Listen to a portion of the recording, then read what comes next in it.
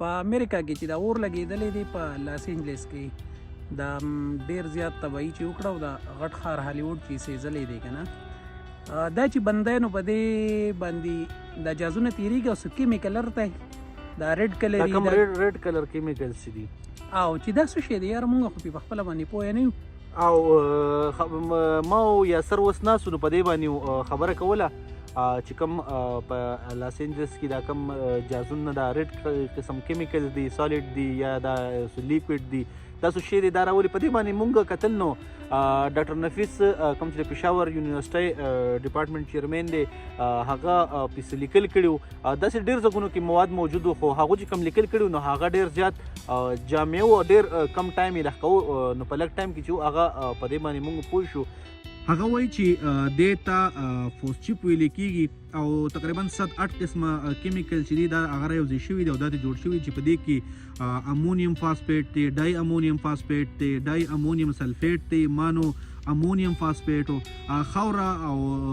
دا چې دی نو د دې لپاره د رنګ دپاره پکې دا رنګ چې دی دا یې پکې شامل کړی دی لکه دا ټول کیمیکل چې راوځي شي دا دغه رنګ نه جوړوي خو لکه د رنګ دپاره چې لکه مطلب په کوم ځای باندې دا کیمیکل ولګي چې او یا ښکاري چې په دې ځای باندې دا کیمیکل چې دی دا لګېدلی دي او په دې کې اوبه هم ډېر سره استعمالېږي او دا یو زګ دی نو چې دا په کوم ځای باندې ورپرېوځي نو دا صرف یو کار کوي او هغه کار دا کوي چې دا اکسیجن ختموي په کوم ځای چې دی په هغه ځای کې اکسیجن ختم شي نو ظاهري خبر ده د اور دپاره اکسیجن ضروري هلته اکسیجن زیرو شي نو اور چې دی هغه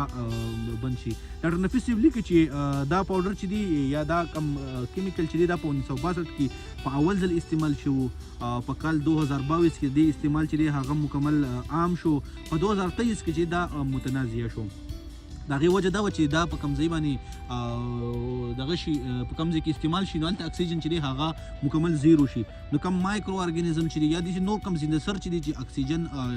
استعمالوي د ژوند دپاره نو هغوی چې دی د هغو مرګ چې دی هغه په هغه ټایم باندې وشي ځکه چې هغه هلته کې بیا سروایول چې دی هغه نشي کولی ډاکټر صاحب لیکي چې د دې نه علاوه د فوسچیک چې دی د دې نه علاوه نور پاوډر چې دی هغه هم استعمالېږي کوم چې اے بي سي پاوډر چې دی هغه ورته ویل کېږي په هغې کې بیا هغه د درې قسمه دي لکه اے بي سي کوم چې د سالډ دی د هغې لپاره اے دی کوم چې لیکوډ لکه سالډ څیزونه دا دی چې مطلب لرګي ته اور لګېدو یا داسې سالډ څیز ته اور لګېدو د هغې لپاره اے استعمالېږي بیا کوم لیکوډ څیزونه چې مطلب د خاورو تیل پټرول ډیزل یا داسې نور څیزونه چې د هغه اور واخلي د هغې لپاره بیا بي استعمالېږي بیا سی چې دی هغه لکه د ګیس دپاره استعمالېږي لکه یا ګیس په یو ځای کې اور واخلي د هغې لپاره چې دی هغه دا پاوډر چې دی هغه دا استعمالېږي نو ستاسو سره دا دغه شیر کوو چې مونږ وایو چې زه تاسو هم ته معلومات راشي مونږ ته خو دا معلومات چې دی هغه ډاکټر صاحب د ویډیو نه راغللو دا کوم پوسټ چې کړو د هغې نه راغللو نو مونږ وایو چې ستاسو سره هم شیر کو او تاسو هم زده کوئ